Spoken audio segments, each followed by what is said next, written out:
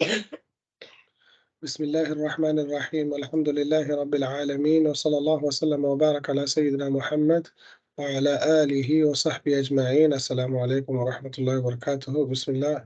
Muhammad, let's start inshallah. We'll restart the chapter Umar inshallah. Alaikum salam wa rahmatullahi wa barakatuh. Bismillah. Umar. When the two envoys returned to Mecca with the news that they had been rebuffed and that the Muslims had been established in the favor of the Negus, Quraysh were indignant and dismayed. They immediately set about intensifying their repression and persecution of the believers, largely under the direction of Abu Jahl, whose nephew Umar was one of the most violent and unrestrained in carrying out his instructions. Umar was at this time about 26 years old, a headstrong young man, not easily deterred and of great resolution. But unlike his uncle, he was pious, and here in fact lay his chief motive for oppressing the new religion. Khattab had brought him up to venerate the Kaaba and to respect everything that had come to be inseparably connected with it in the way of gods and goddesses. It was all woven together for him into a sacred unity that was not to be questioned and still less tampered with. Quraysh also had been one, but Mecca was now a city of two religions and two communities. He saw clearly, moreover, that the trouble had one cause only. Remove the man who was that cause, and everything would soon be as it had been before. There was no other remedy, but that would be a certain remedy. He continued to brood along these lines, and eventually the day came. It was soon after the return of the unsuccessful envoys from Abyssinia when a sudden wave of anger goaded him to action, and taking up his sword, he set out from his house. No sooner had he left it that he came face to face with Nu'aym ibn Abdullah, one of his fellow clansmen. Nu'aym had entered Islam, but he kept this a secret in fear of Umar and others of his people. The grim expression which he now saw on Umar's face promoted him to ask him where he was going. I am going to Muhammad, that renegade who hath split Quraysh into two, said Umar, and I shall kill him. Nu'aym tried to stop him by pointing out that he himself would certainly be killed. But when he saw that Umar was deaf to such an argument, he thought of another way by which he might at least delay him, in time to give the alarm. This would mean betraying a secret of fellow Muslims who, like himself, were concealing their Islam. But he knew that they would forgive him and even applaud him in the circumstances. O Omar, he said, why not first go back to the people of thine own house and set them to rights? What people of my house? Said Omar. Thy brother-in-law Sa'id and thy sister Fatima, said Nu'aym. They are both followers of Muhammad in his religion. On thy head may it fall if thou let them be. Without a word, Omar turned and made straight for his sister's house. Now there was a poor confederate of Zuhra named Khabbab, who often came to recite the Quran to Sa'id and Fatima, and he was with them at that moment when some written pages of the surah named Taha had just been revealed and which they were reading together. When they heard the voice of Omar angrily calling out his sister's name as he approached, Khabbab hid in a corner of the house, and Fatima took the manuscript and put it under her gown. But Omar had heard the sound of their reciting, and when he came in, he said to them, what was that gibbering I heard? They said They tried to assure him he had heard nothing. Hear it I did, he said, and I am told that ye both have become followers of Muhammad. Then he set upon his brother-in-law, Sa'id, and grappled with him, and when Fatima went to the defense of her husband, Omar struck her a blow which broke the skin. It is even so, they said. We are Muslims and we believe in God and his messenger. So do what thou wilt. Fatima's wound was bleeding, and when Omar saw the blood, he was sorry for what he had done. A change came over him, and he said to his sister, give me that script that I may now that I even now heard you reading, that I may see what it is that Muhammad hath brought. Like them, Omar could read, but when he asked for the script, she said, we fear to trust thee with it. Fear not, he said, and unbuckling his sword belt and laying down his sword, he swore by his gods that he would give it back when he had read it. She could see that he was softened, and she was filled with longing that he should enter Islam. O my brother, she said, thou art impure in thine idolatry, and only the pure may touch it. Thereupon Omar went and washed himself, and she gave him the page on which was written the opening of Taha. He began to read it, and when he had read a passage, he said, how beautiful and how noble are these words! When Khabbab heard this, he came out from his hiding place and said, Omar, I have hope that God hath chosen thee through the prayer of his Prophet, whom yesterday I heard pray, O God, strengthen Islam with Abul Hakam, the son of Hisham, or with Omar, the son of Khattab. O Khabbab, said Omar, where will Muhammad now be, that I may go to him and enter Islam? Khabbab told him that he was at the house of Arqam near the Safa gate, with many of his companions. And Omar girt on his sword again and went to Safa, knocked at the door of the house, and said who he was. They had been warned by Nu'aym, so that his coming was not unexpected, but they were struck by the subdued tone in his voice. One of the companions went to the door and looked through a chink and came back in some dismay. O Messenger of Allah, he said, it is indeed Omar, and he is girt with his sword. Let him come in, said Hamza. If he hath come with good intent, we will give him a wealth of good, and if his intent be evil, we will slay him with his own sword. The Prophet agreed that he should be admitted, and advancing to meet him, he seized him by the belt and pulled him into the middle of the room, saying, what hath brought thee here, O son of Khattab? I cannot see thee desisting until God send down some calamity upon thee. O Messenger of God, said Omar, I have come to thee that I may declare my faith in God and in his messenger and in what he hath brought from God. Allahu Akbar, God is most great, said the Prophet, in such a way that every man and woman in the house knew that Omar had entered Islam, and they all rejoiced. There was no question of Omar's keeping his Islam secret. He wished to tell everyone, in particular those who were most hostile to the Prophet.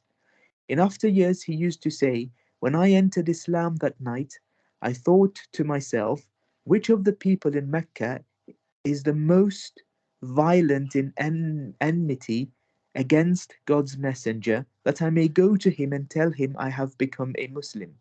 My answer was Abu Jahl.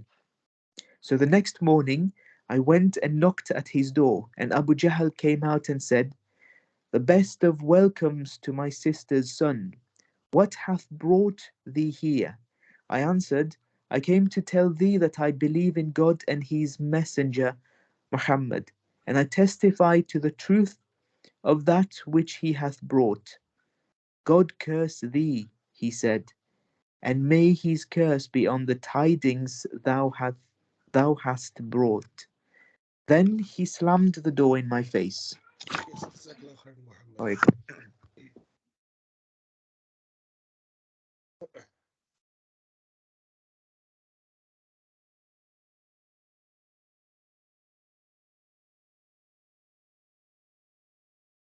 Bismillah. Ibn Mulayqa said, Utbah ibn Farqad spoke to Umar about his food and he said, Mercy on you! Should I eat up my wholesome sweet things in my worldly life and seek to enjoy myself with them? Al Hassan said, Umar entered upon his son Asim when he was eating meat and he said, What is this? He said, We had a craving for it. He said, Every time you crave something, do you eat it? It is sufficient wasteful extravagance for a man that he eats everything for which he has an appetite. Aslam said, Umar said, There occurred to my heart a desire for fresh fish.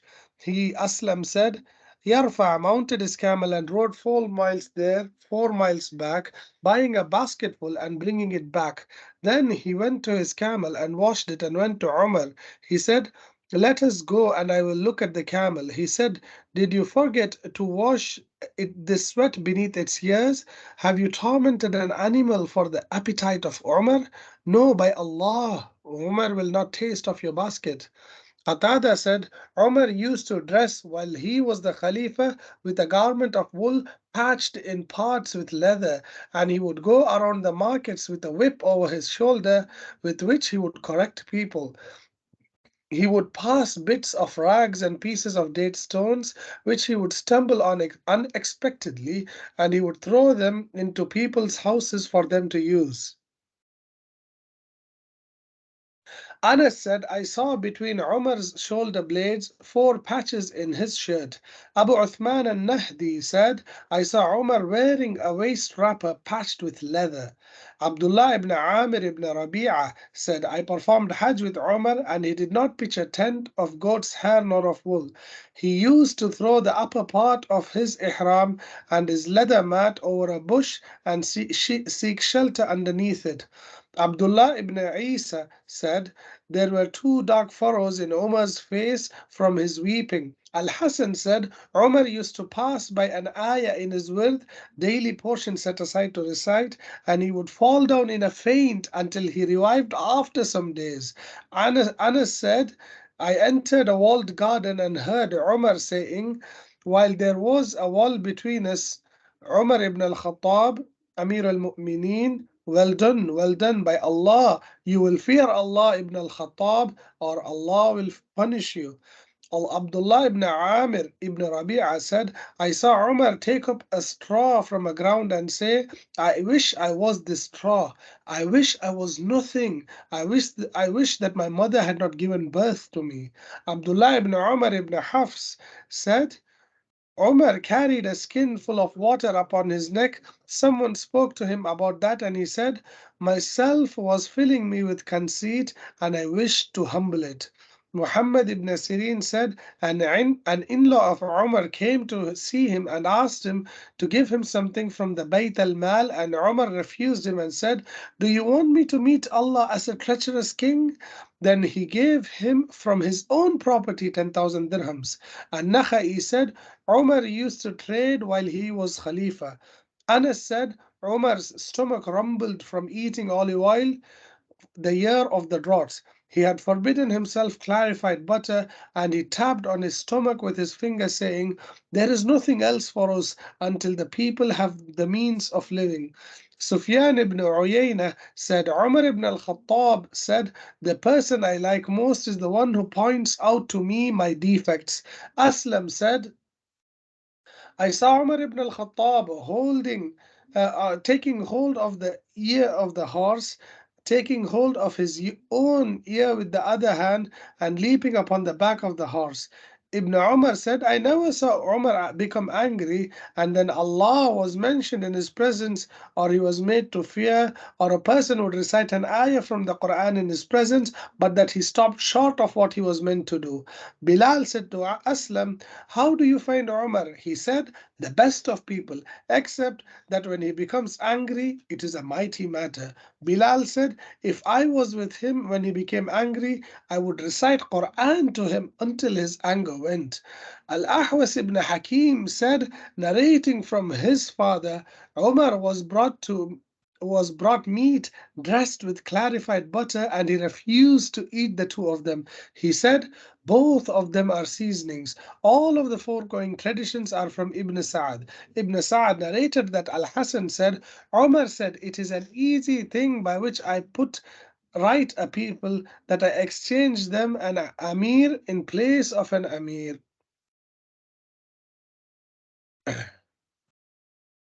His description, Ibn Sa'd and Al-Hakim narrated that Zir said, I went out with the people of Medina on the day of Eid, and I saw Umar walking barefoot, an old man balding, of a tawny color, left-handed, tall, towering over people as if he were on a riding beast. Al-Waqidi said, it is not known among us that Umar was tawny unless he saw him in the year of the drought, because his color changed when he ate olive oil. Ibn Sa'd narrated that Ibn Umar described Umar and said, a man of fair complexion with a ruddy tint prevailing, tall, balding, and grey haired. He narrated that Ubaidah ibn Umair said, Umar used to overtop people in height. He narrated that Salama ibn al-Aqwa said Umar was left and right-handed, meaning that he used both hands together. Ibn Asakir narrated that Abu Raja al-Utaridi said Umar was a tall, stout man, extremely bald, fair but extremely ruddy, in the two sides of his beard a lightness, his moustache was large, and at its extremities there was a redness, at the roots of which there was black. In the Tarikh of Ibn Asakir, by various routes, there is that the mother of Umar ibn al-Khattab was Hantama, the daughter of Hisham ibn al-Mughira, and she was the sister of Abu Jahl ibn Hisham, so that Abu Jahl was his maternal uncle. His Khilafah. He took on the Khilafah through the covenant of Abu Bakr in Jumada al-Akhira in the year 13 after Hijrah. Az-Zuhri said, Umar was appointed Khalifa on the day Abu Bakr died, which was Tuesday, 8 days before the end of Jumada al-Akhirah. Al-Hakim narrated it. He undertook the command most fully, and there were many openings in his days.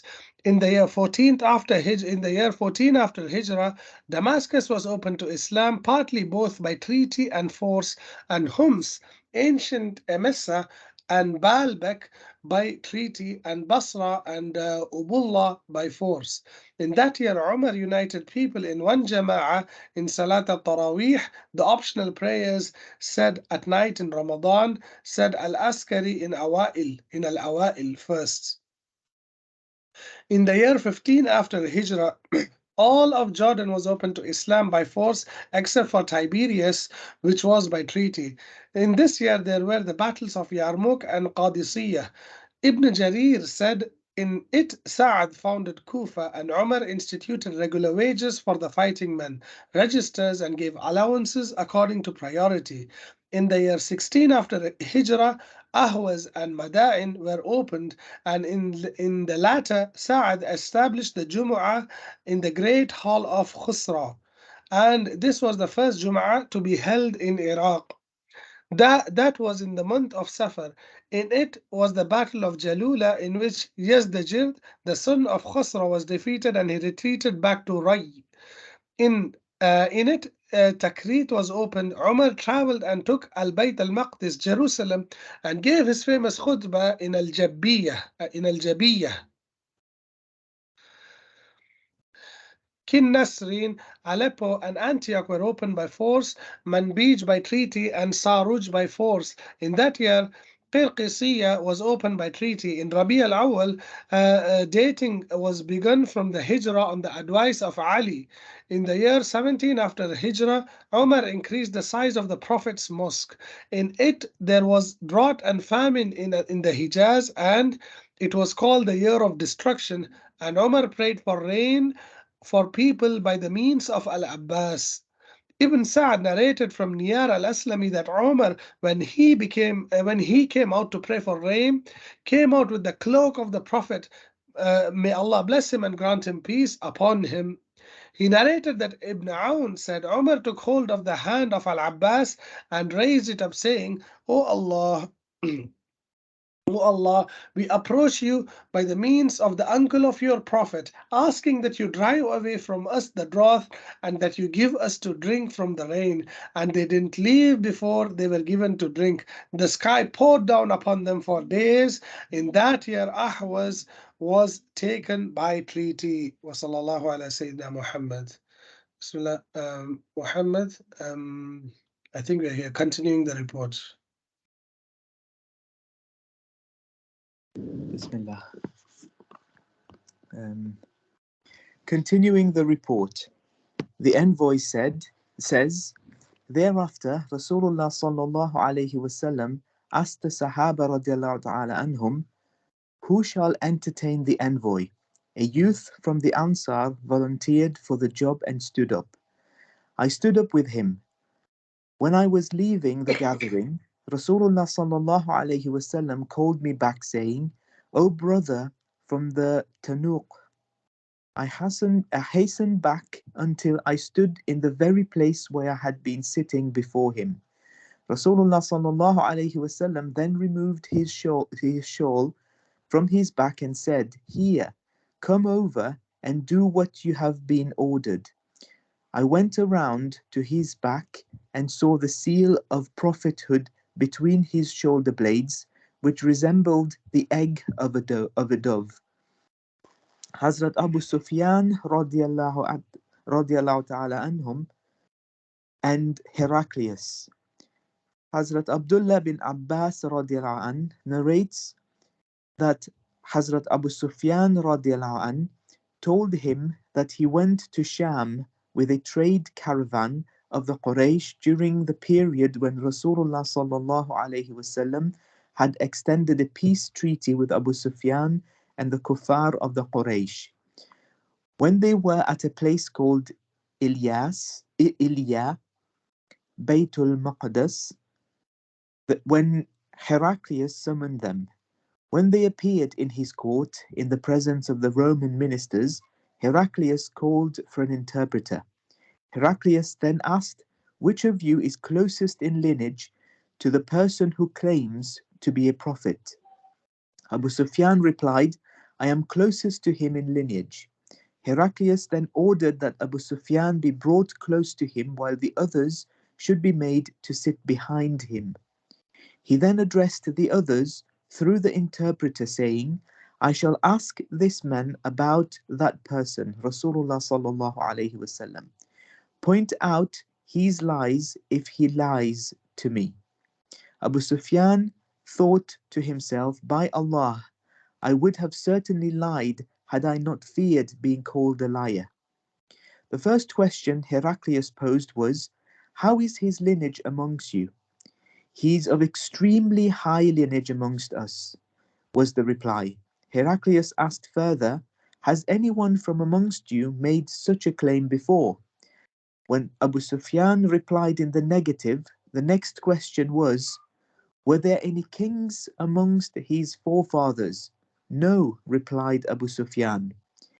Is it the nobles amongst people who follow him or the weak ones? Abu Sufyan replied, the weak ones. Are his followers increasing or decreasing? Heraclius asked. They are increasing, replied Abu Sufyan.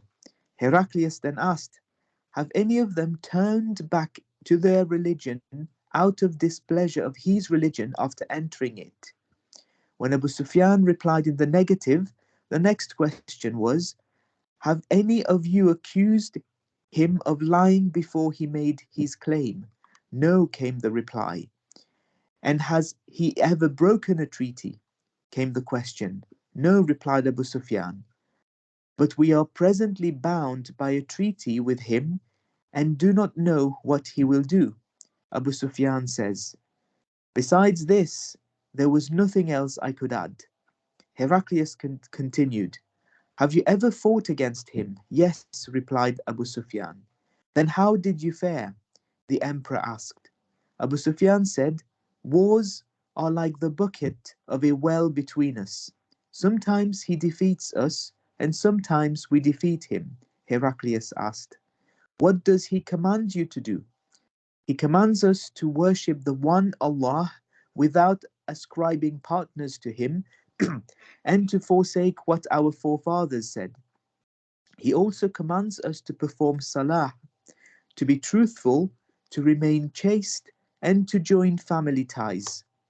Heraclius then instructed the interpreter, saying, tell him that when I asked about his Rasulullah sallallahu alaihi wasallam's lineage, he maintained that he is of extremely high lineage. Such are the prophets who are of high birth. Then I asked you if anyone had made such a claim of prophethood before him, and you replied in the negative.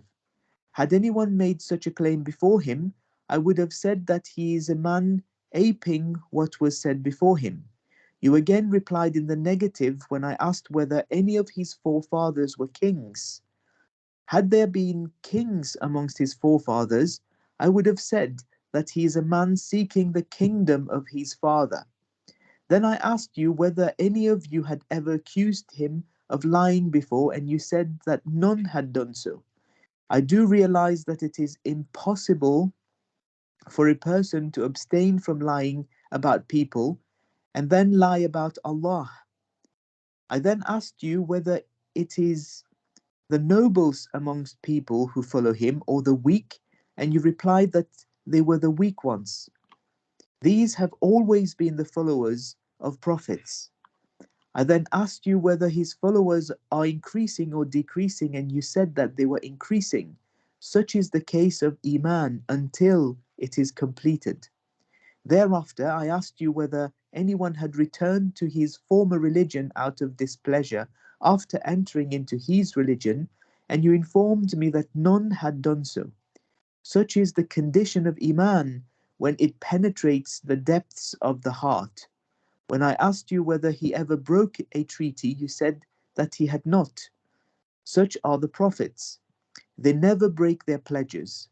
And then I asked you what he commanded, and you said that he commanded you to worship the one Allah without ascribing partners to him, that he forbade you from worshipping idols, and that he commanded you to perform salah, to speak the truth, and to remain chaste. If whatever you say is true, then he shall seize control of the ground I stand on. Although I was expecting his appearance, I had no idea that he would appear among you people. If I knew that I could reach him, I would have burdened myself to do so, and had I been in his presence, I would have washed his feet. He then called for the latter. That Rasulullah sallallahu alaihi wasallam sent with Hazrat Dihya radiallahu an to the chief of Busra, which the chief of Busra had subsequently forwarded to Heraclius. The letter read, Bismillahir Rahmanir Rahim. In the name of Allah, the most kind, the most merciful. From Muhammad, the servant and the Rasul of Allah sallallahu alaihi wasallam, to Heraclius, the emperor of Rome. Peace be on the one who follows the guidance. I call you with the invitation of Islam. Accept Islam, you will live in peace, and Allah shall double your reward. However, should you turn your back, the sin of all your subjects shall be burdened on you. Say, O people of the book, come to unite on a word, a matter of belief that is common between us Muslims and you, that we worship none other but Allah. We claim that we are Muslims and monotheists, that we do not ascribe any as equal as partner to him, and that we do not take each other as gods besides Allah.